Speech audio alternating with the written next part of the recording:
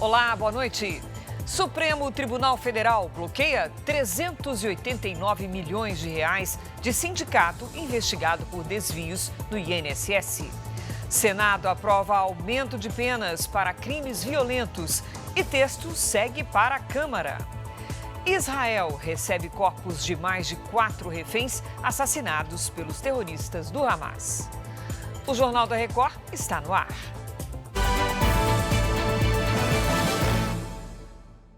Oferecimento Bradesco e Agro. Isso que é dupla raiz. O ministro André Mendonça, do Supremo Tribunal Federal, determinou o bloqueio de 390 milhões de reais em bens e valores do Sindicato Nacional dos Aposentados, Pensionistas e Idosos. A decisão faz parte de uma investigação sobre supostos descontos ilegais em benefícios do INSS. Então vamos a Brasília conversar ao vivo com a Jaqueline Frison, que traz os detalhes. Oi, Jaque, boa noite. Oi, Cris, muito boa noite para você, para todos que estão conosco. Olha só, essa medida foi tomada a pedido da Polícia Federal e também da Procuradoria-Geral da República dentro de uma ação que foi feita, dentro de uma operação, melhor dizendo, que apura um esquema fraudulento de até 6 bilhões de reais, que envolve cobranças indevidas a aposentados e também pensionistas. De acordo com essas investigações, parte do dinheiro era repassada a pessoas físicas e empresas ligadas à diretoria do sindicato em transações suspeitas de lavagem de dinheiro. O Sindinap deve ter bens, móveis, imóveis e valores sequestrados após determinação do ministro André Mendonça. Os 390 milhões do bloqueio correspondem aos descontos feitos pelo Sindinap entre 2021 e janeiro de 2025. Na decisão, também está autorizada a quebra dos sigilos fiscal e bancário do sindicato e dos dirigentes de 2020 até agora. O irmão de Lula, o Frei Chico, José Ferreira da Silva, é vice-presidente do sindicato, só que ele não é investigado. A entidade nega as irregularidades, Cris. Obrigada, Jaque. O Senado aprovou nesta terça-feira o aumento de penas para crimes violentos. A nossa colega Vanessa Lima acompanhou e traz os detalhes. Boa noite, Vanessa. O que é que muda? Boa noite, Cris. Boa noite a todos. A votação no Senado foi simbólica. O texto altera trechos do Código Penal e das leis de desarmamento e de crimes hediondos para reforçar o combate ao crime organizado. Entre as principais mudanças está o aumento da pena para roubo cometido com arma de uso restrito, como fuzil, de 4 a 10 para 8 a 20 anos de reclusão. O roubo com lesão grave passa para até 20 anos de prisão. E o roubo de cargas vira crime com pena de 6 a 12 anos de reclusão. A proposta também traz regras mais claras para prisões preventivas e audiências de custódia e condiciona a progressão de regime ao pagamento de multa. Além disso, os condenados por tráfico ou milícia só poderão progredir de regime se provarem que romperam com a organização criminosa. O texto aprovado no Senado segue agora para análise e votação na Câmara dos Deputados. Cris. Obrigada, Vanessa. O presidente Lula apressa sondagens para a indicação do substituto de Luiz Roberto Barroso no Supremo Tribunal Federal. Ele recebeu agora à noite, no Palácio da Alvorada, ministros da Suprema Corte para uma sondagem sobre a aceitação de cotados para a vaga. Participaram da conversa os ministros Cristiano Zanin e Gilmar Mendes, além do ministro da Justiça, Ricardo Lewandowski. O ministro da Advocacia-Geral da União, Jorge Messias, seria o nome favorito do PT e o mais bem posicionado nas sondagens até aqui. Lula estaria decidido a fazer a indicação nos próximos dias para evitar pressões em torno da escolha, que pode ocorrer até o início da próxima semana. O presidente Lula participa de um evento nesta quarta-feira em comemoração ao Dia dos Professores no Rio de Janeiro. Quem traz os detalhes para a gente é o Leonardo Wack. Olá, Léo, boa noite. Vai ser uma festa em torno dos professores aí no Rio? Verdade, Cris. Boa noite para você e para todos. O evento marca o início da emissão da Carteira Nacional Docente do Brasil. O novo documento de identidade funcional dará aos professores da rede pública e privada descontos em eventos culturais, como shows, teatros e cinemas. O presidente Lula estará acompanhado do ministro da Educação, Camilo Santana, do prefeito do Rio, Eduardo Paes, além de outras autoridades. A expectativa é que o governo anuncie outros investimentos no programa Mais Professores. Cris. Obrigada, Léo. Olha, o Procurador-Geral da República rejeitou o pedido de prisão preventiva do deputado Eduardo Bolsonaro, que havia sido feito pelo líder do PT na Câmara, Lindbergh Farias, e também pela deputada Talíria Petroni, do PSOL do Rio de Janeiro. De acordo com Paulo Gonet, apenas a Polícia Judiciária e o Ministério Público podem requerer esse tipo de medida. Os parlamentares também pediram a suspensão de subsídios e verbas do deputado. Neste caso, o procurador disse que a questão já é tratada pela Câmara. Em entrevista ao Jornal da Record, o governador do Pará, Helder Barbalho, disse que quase todas as obras da COP30 já foram entregues. Ele também ressaltou a importância do evento para o mundo. Helder Barbalho afirmou que as obras da COP30 estão dentro do planejamento. Nós chegamos a 98% de todas as obras planejadas já em entrega para a população local, o que nos dá o conforto, faltando 30 dias para o evento, de que tudo estará entregue, tudo em pleno funcionamento. O governador também disse que o Pará registrou o maior nível de empregos com carteira assinada na história do estado. E falou sobre as expectativas para a COP30. Que seja uma COP com menos discurso e mais ações, para que com isto nós possamos garantir um modelo de desenvolvimento sustentável que cuide do meio ambiente, cuidando das pessoas. Terminou nesta terça-feira, em Brasília, a pré-COP, um evento preparatório para a Conferência do Clima, que será realizada no próximo mês em Belém. O encontro reuniu ministros e representantes de mais de 160 países para discutir temas como redução de emissões e financiamento climático. A ministra do Meio Ambiente, Marina Silva, defendeu mais ambição global para enfrentar a crise climática. Já o presidente da COP30, André Corrêa do Lago, disse que os consensos ainda estão em construção, mas que houve avanços.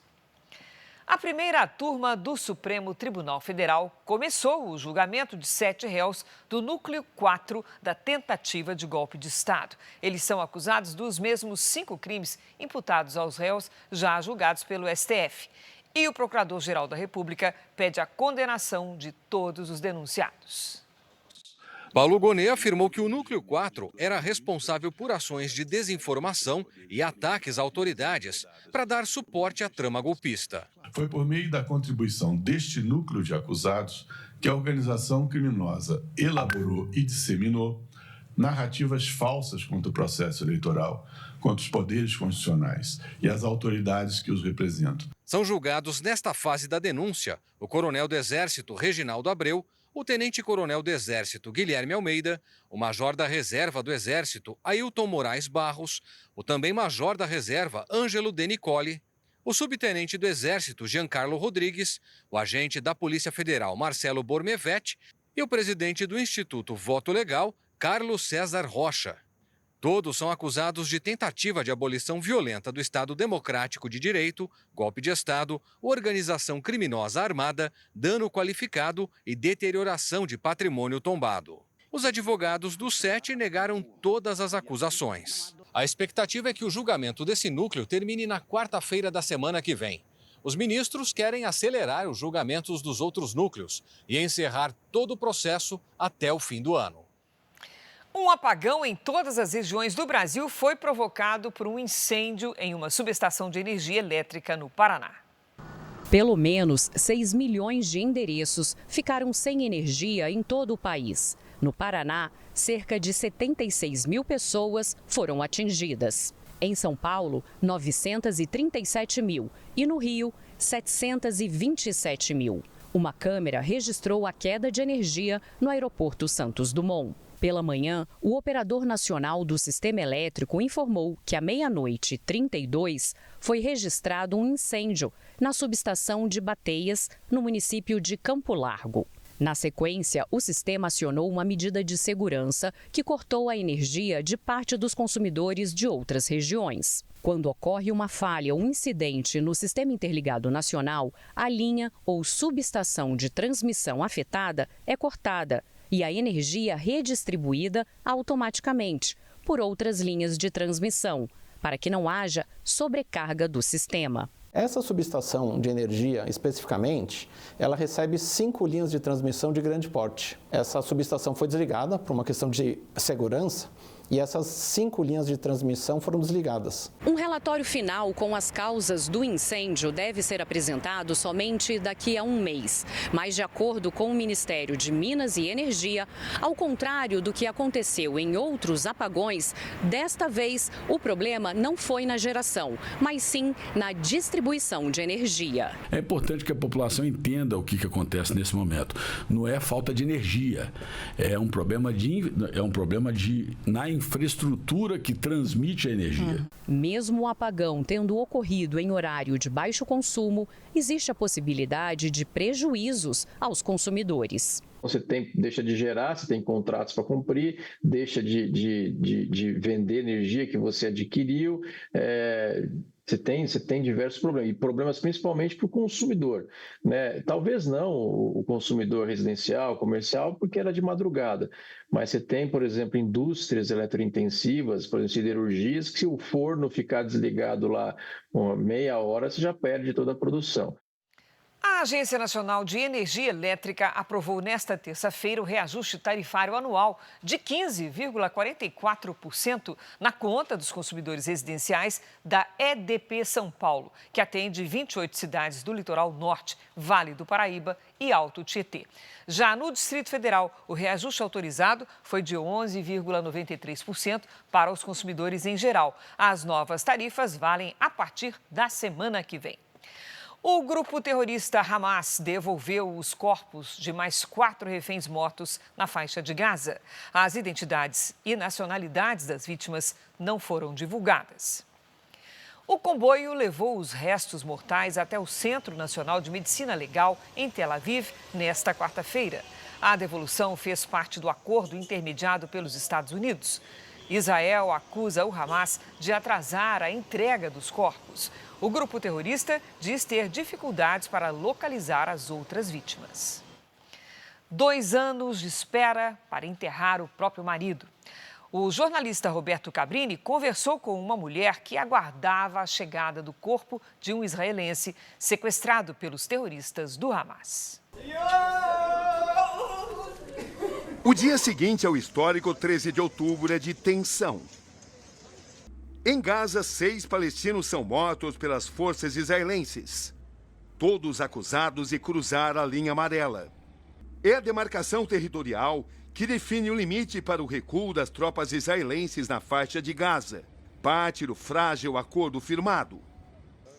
Nesse momento, o que mais ameaça o acordo de cessar-fogo é o não cumprimento pelo Hamas da entrega de 28 corpos e reféns mortos. No primeiro dia, apenas 4 corpos foram entregues. Para revelar o que essa espera significa, chegamos a Kiryat Gat, cidade de 69 mil habitantes, a 53 quilômetros de Tel Aviv. É onde encontro Karina Engelbert, argentina naturalizada israelense de 53 anos. No dia 7 de outubro de 2023, Karina Engelbert teve sua vida modificada para sempre. Sua casa no kibbutz de Nir Oz foi invadida pelos terroristas do Hamas. Ela e suas 2 filhas foram sequestradas e o marido, que tentou resistir, acabou morto. Como encontrar um sentido em tudo isso? Essa é uma história que jamais vai terminar. Ela aguarda ansiosamente a chegada do corpo do marido e simboliza como ninguém o que está em jogo. A senhora acredita que vai de fato receber o corpo do seu marido para poder, enfim, sepultá-lo condizentemente? Es la esperanza que nos estamos perdiendo, es lo único que tenemos. La esperanza de que este acuerdo de paz va a traer a los 24 secuestrados que todavía están en manos de los terroristas del Hamas. Como foi o seu reencontro com as suas filhas? Me pasan a mí de un cuarto hacia otro cuarto donde estaba todo muy organizado con filmadoras y generales del Hamas y me llevan de una pieza hacia la otra habitación donde Mika y Yuval estaban sentadas y Mika me dice: mamá, estamos bien. O celular de Karina toca. Ela atende com a esperança de ser a notícia da chegada do corpo do marido. Pode ser a informação que a senhora tanto aguarda. Toma, אני בכתבה חמוד. ביי. Não é meu filho. Mas a todo momento o telefone toca? Todo momento. E a senhora acha que vai receber essa notícia? Mas hoje não aconteceu ainda. Todavía. Israel decidiu não abrir a passagem de Rafah, perto da fronteira com o Egito, amanhã. A decisão é uma retaliação, porque o Hamas não transferiu todos os corpos que estavam com o grupo terrorista. Além disso, as ajudas humanitárias à faixa de Gaza não serão entregues, contrariando um acordo. Karina se sente acolhida. Promete me ligar tão logo receba a notícia que, mais que tudo, aguarda. En el momento que recibamos el llamado de que Ronen está acá, yo les voy a mandar un mensaje avisándoles. Muito obrigado. Gracias. Agora à noite, a confirmação da entrega de mais 4 corpos. O corpo do marido de Karina ainda não chegou. São os contornos de uma linha tênue que separa o cessar-fogo da retomada do conflito. Em Israel, os correspondentes Vitor La Regina e Ricardo Volokita conversaram com parentes dos reféns libertados pelos terroristas do Hamas. Os relatos revelam a violência e o sofrimento de quem passou 2 anos sob ameaças no cativeiro. Israel ainda celebra a volta dos reféns com homenagens nos hospitais. Os ex-sequestrados agradecem com gestos enquanto passam por exames médicos. Pelas famílias, chegam os primeiros relatos da emoção dos últimos dias. Yair Horn, que também foi sequestrado e solto no começo do ano, chora ao falar do irmão Eitan, libertado ontem. Só agora o meu coração está completo e eu posso respirar pela primeira vez em 2 anos, diz emocionado.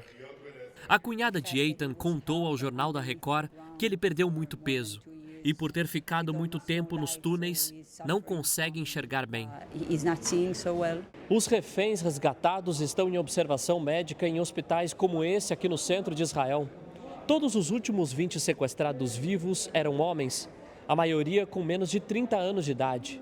Eles eram considerados pelos terroristas como soldados, que poderiam aguentar as piores condições no cativeiro. Os relatos de crueldade dos terroristas são chocantes. Avinatan Or contou que ficou sozinho durante 2 anos e perdeu 40% da massa corporal. Elkana Bobot diz que perdeu a noção de tempo e espaço. Ele foi gravado pelos terroristas do Hamas enquanto estava no cativeiro. Matan Angrast teve armas apontadas para a cabeça durante a gravação de vídeos feitos no cativeiro. E não foi o único. Alon Oel detalhou à família como foi levado pelos terroristas a áreas que estavam sendo bombardeadas. O objetivo era que ele servisse de escudo humano. Ainda não há previsão de quando os reféns poderão deixar o hospital.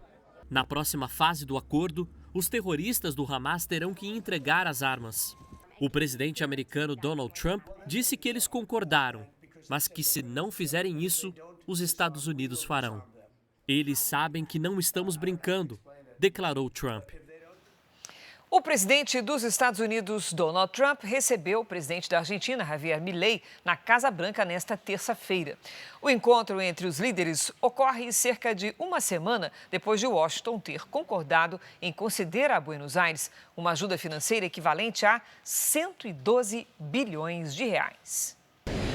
No encontro na Casa Branca, Donald Trump elogiou a gestão do presidente argentino e disse que a ajuda americana ao país está condicionada ao resultado das eleições de 26 de outubro. A votação daqui a menos de 2 semanas vai renovar parte do Congresso argentino e será um termômetro para a popularidade de Javier Milei. Trump destacou a importância da vitória do governo e disse que, se a esquerda ganhar na Argentina, os Estados Unidos não serão generosos. Os americanos prometeram 20 bilhões de dólares à Argentina por meio de um acordo de swap cambial. Isso significa que o país poderá acessar dólares em troca de pesos, o que ajuda a aliviar a escassez de moeda americana na economia e a conter a desvalorização do peso argentino. Mas, para isso, Trump quer que a Argentina se afaste da China, hoje o segundo maior parceiro comercial do país sul-americano. Além disso, um acordo de troca de moedas com Pequim, assinado em 2009 e renovado desde então, permite à Argentina reforçar suas reservas internacionais, sem depender totalmente do dólar americano. Durante a reunião, Javier Milei agradeceu aos Estados Unidos por ajudar a superar os problemas econômicos da Argentina e culpou os ataques da oposição pela crise. Nesta terça-feira, o Instituto Nacional de Estatísticas da Argentina divulgou a inflação mensal de setembro. O índice ficou em 2,1%, o mais alto desde abril, puxado principalmente pela moradia. A taxa anual é de 31,8%. Cris. O Ministério da Saúde emitiu um alerta para reforço na vigilância contra o sarampo em estados e municípios. Até a primeira semana de outubro, foram confirmados 34 casos da doença no Brasil. O Natan Goulart tem as informações para a gente. Boa noite, Natan. Oi, Cris. Boa noite para você e a todos. Desses casos confirmados, 9 vieram do exterior, 22 tiveram contato com pessoas infectadas fora do Brasil e 3 têm compatibilidade genética com vírus em circulação em outros países. Portanto, aqui no Brasil, Tocantins, Maranhão e Mato Grosso estão em situação de surto. Segundo o Ministério da Saúde, a queda na cobertura vacinal preocupa os especialistas. Em 2025, o índice ficou abaixo da meta de 95%, com apenas 91,2% na primeira dose e 74,6% na segunda. Por isso, a pasta chama a atenção para a importância da vacinação. O alerta é para evitar a reintrodução do vírus no país. Agora, no mundo todo, mais de 160 mil casos de sarampo já foram confirmados somente neste ano. Cris. Obrigada, Natan. Na China, mais de 30 líderes cristãos foram detidos. Outros passaram por interrogatórios e muitos estão desaparecidos. É a maior repressão religiosa aplicada pelo regime comunista nos últimos anos. Entre os dias 9 e 11 de outubro, cerca de 30 pastores e líderes da Igreja Zion, uma das redes de igrejas secretas da China, foram presos ou desapareceram em várias regiões do país. A Zion foi fundada em 2007 e está presente em mais de 40 cidades. Entre os detidos está o fundador, o pastor Jin Mingri. Ele luta para manter a igreja e já foi preso por divulgar conteúdo religioso sem autorização do Estado. O Partido Comunista, que governa o país desde 1949, é oficialmente ateu e busca impor o controle sobre todas as áreas, inclusive na crença da população. Recentemente, uma onda de repressão à liberdade religiosa tem tomado o país. Em setembro, o governo proibiu transmissões ao vivo de cultos e mensagens em redes sociais. Reuniões são permitidas apenas em aplicativos e sites controlados pela Administração Nacional de Assuntos Religiosos da China. As igrejas não registradas pelo governo central passaram a ser consideradas ilegais e vêm sofrendo crescente pressão. As autoridades intensificam as ações para impor os regulamentos do Partido Comunista Chinês e tornar inviável a prática religiosa. A violência, as prisões e os interrogatórios das últimas semanas já são considerados a maior onda de repressão religiosa na China desde 2018.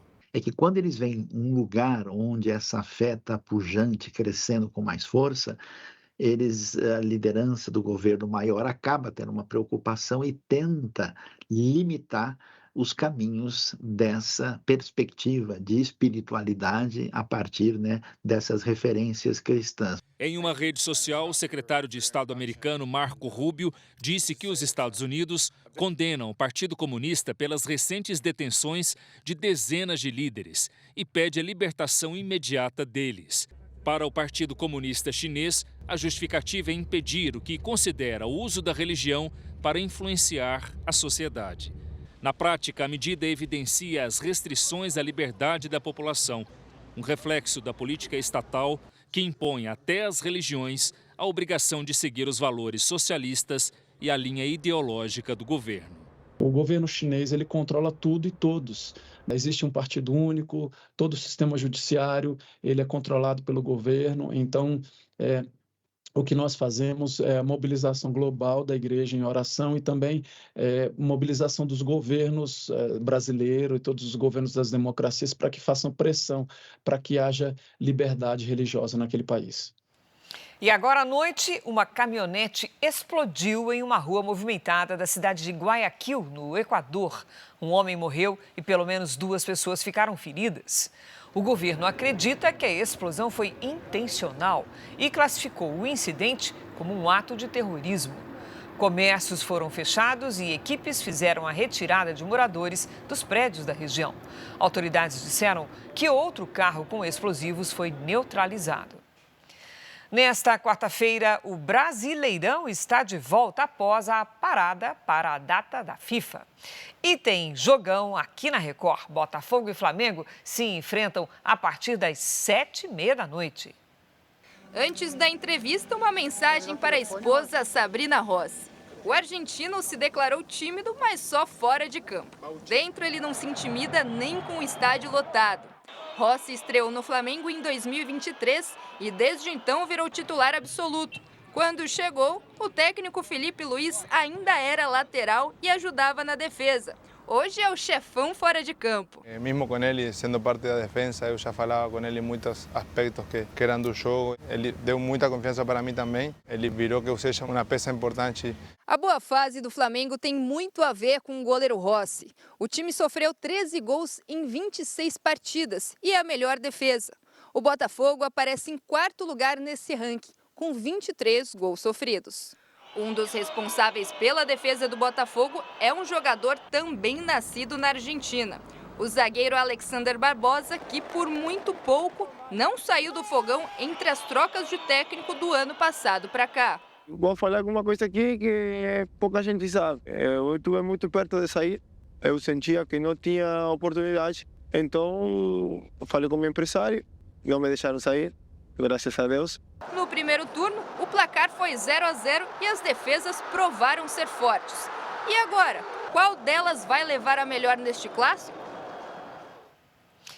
Este foi o Jornal da Record. Você fica agora com Fala que eu te escuto. Boa noite, boa quarta-feira para você.